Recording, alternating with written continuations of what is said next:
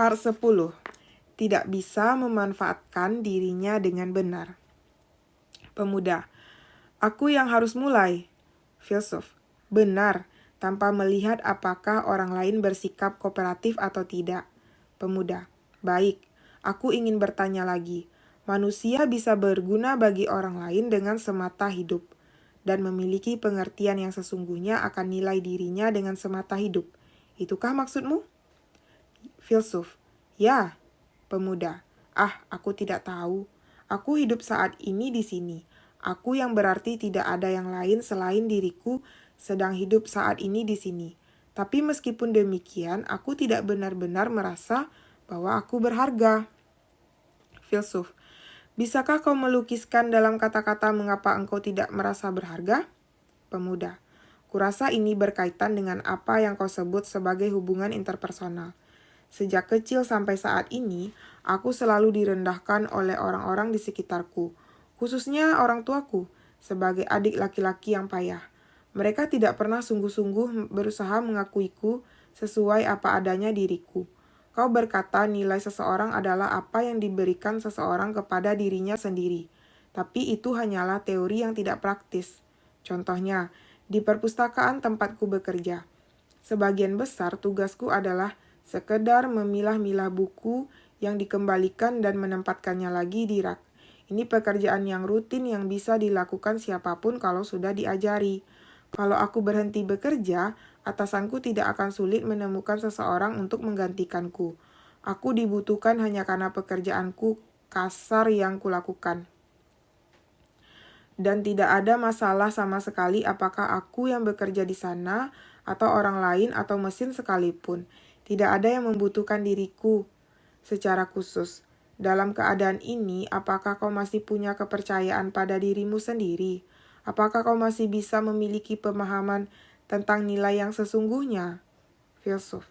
Dari sudut pandang teori psikologi Adler, jawabannya sederhana. Pertama-tama, bangunlah hubungan horizontal antara engkau dan orang lain. Satu saja cukup, lalu mulailah dari sana. Pemuda. Tolong jangan memperlakukanku seperti orang tolol. Begini, aku punya kawan-kawan, dan aku membangun hubungan horizontal yang solid dengan mereka. Filsuf. Meski demikian, aku curiga dengan orang tua dan atasanmu, dan dengan rekan junior dan orang lain pula. Hubungan yang kau bangun bersifat vertikal. Pemuda. Tentu saja, aku punya berbagai macam relasi. Begitulah keadaannya bagi semua orang. Filsuf. Ini poin yang sangat penting. Apakah seseorang membangun hubungan vertikal atau hubungan horizontal? Ini adalah persoalan gaya hidup. Dan manusia bukanlah makhluk yang secerdik itu sampai bisa memiliki gaya hidup yang berbeda-beda yang tersedia setiap kali dibutuhkan. Dengan kata lain, memutuskan hubungan seseorang setara dengan orang ini, atau dalam hubungan hierarkis dengan orang itu, tidak akan berhasil. Pemuda. Apa maksudmu? Dia harus memilih salah satu, hubungan vertikal atau horizontal. Filsuf. Benar sekali. Kalau membangun satu saja hubungan vertikal dengan seseorang, sebelum menyadari apa yang sedang terjadi, engkau akan memperlakukan semua hubungan interpersonal yang kau miliki sebagai hubungan vertikal. Pemuda. Jadi, aku bahkan memperlakukan hubunganku dengan kawan-kawanku sebagai hubungan vertikal? Filsuf. Itu benar. Sekalipun engkau tidak sedang memperlakukan mereka dengan cara atasan atau bawahan, ini seolah-olah engkau sedang mengatakan A ada di atasku dan B di bawahku, misalnya. Atau aku akan mengikuti nasihat A tapi mengabaikan apa yang dikatakan B. Atau aku tidak keberatan melanggar janjiku pada C. Pemuda. Filsuf. Di sisi lain, kalau dia berhasil membangun hubungan horizontal dengan satu orang saja, jika dia berhasil membangun hubungan yang setara dalam artian yang sesungguhnya, itu adalah transformasi gaya hidup yang penting. Dengan terobosan tersebut, seluruh hubungan interpersonalnya perlahan-lahan akan menjadi horizontal. Pemuda. Omong kosong. Ada begitu banyak cara bagiku untuk membantahnya. Pikirkan tata cara di perusahaan. Misalnya, tidak mungkin seseorang direktur dan karyawan yang baru direkrut membangun hubungan yang setara, bukan? Hubungan hierarkis adalah bagian dari sistem masyarakat kita, dan mengabaikannya sama artinya dengan mengabaikan tatanan sosial. Begini, kalau kau mendengar seorang karyawan baru di perusahaanmu yang baru berumur 20-an tahun, tiba-tiba saja mulai berakrab ria dengan direktur yang berusia 60-an tahun. Bukankah itu kedengarannya terlalu dibuat-buat? Filsuf, menunjukkan rasa hormat pada orang tua jelas perlu. Dalam struktur perusahaan, wajar bila ada level tanggung jawab yang berbeda-beda. Aku tidak memintamu berteman dengan semua orang, atau bersikap seolah-olah kalian teman dekat. Tapi yang penting di sini adalah memiliki kesadaran yang setara dan menegaskan apa yang perlu ditegaskan. Pemuda, aku bukan orang yang bisa terang-terangan mengeluh pada seniorku, dan aku takkan pernah berpikir untuk mencobanya.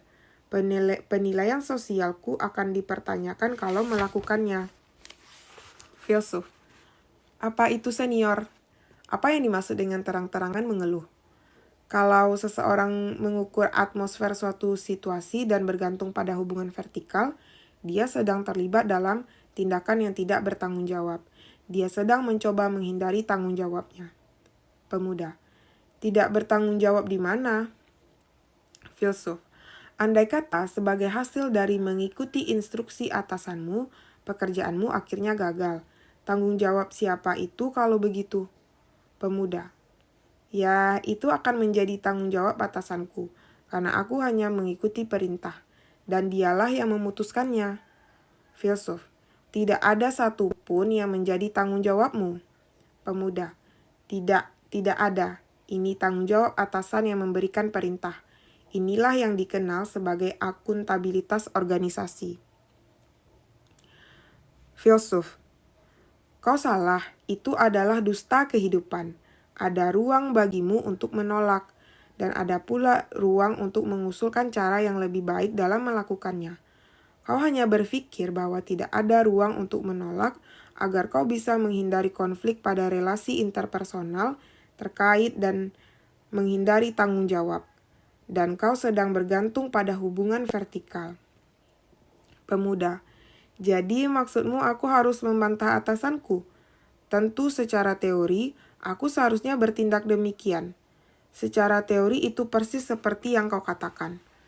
Tapi aku tidak bisa melakukannya. Tidak mungkin aku bisa membangun relasi dengan cara seperti itu. Filsuf, benarkah? Kau sedang membangun hubungan horizontal denganku saat ini. Kau menegaskan diri dengan sangat baik. Daripada berpikir tentang kesulitan ini atau itu, kau bisa langsung mulai dari sini.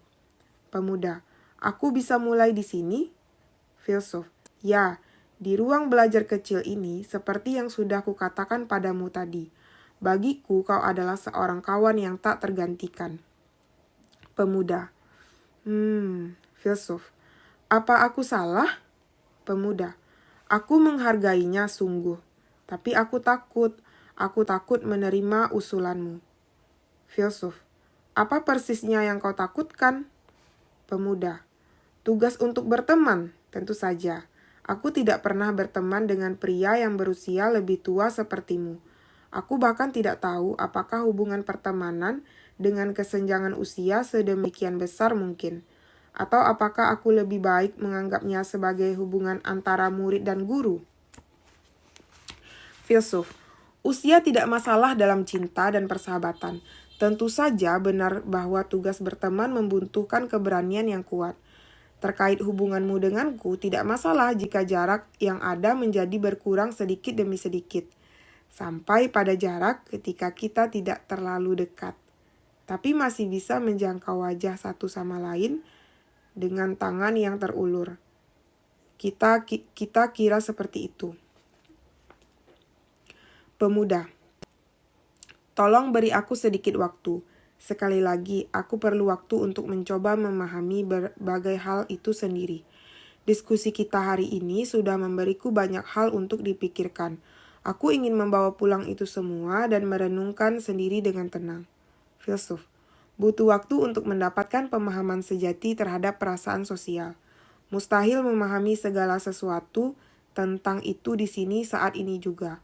Kau bisa pulang untuk memikirkannya masak-masak, sekaligus membandingkannya dengan segala hal yang telah kita bicarakan.